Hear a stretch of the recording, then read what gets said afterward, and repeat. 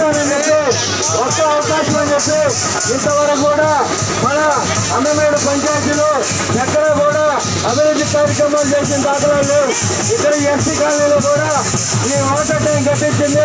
ఈ ఎస్సీ కాలనీలో సిమెంట్ రోడ్లు వేసింది నారా చంద్రబాబు నాయుడు గారు తప్ప ఈ జగన్మోహన్ రెడ్డి ఎక్కడా కూడా అభివృద్ధి చేయలేదని చెప్పి తెలియజేస్తా ఉన్నా.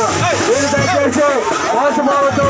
రేపు వైఎస్ఆర్సీపీ చెరువు మరమ్మతులు చేయించి ఎస్సీ కాలనీకి అనేకమైన రోడ్లు వేసిన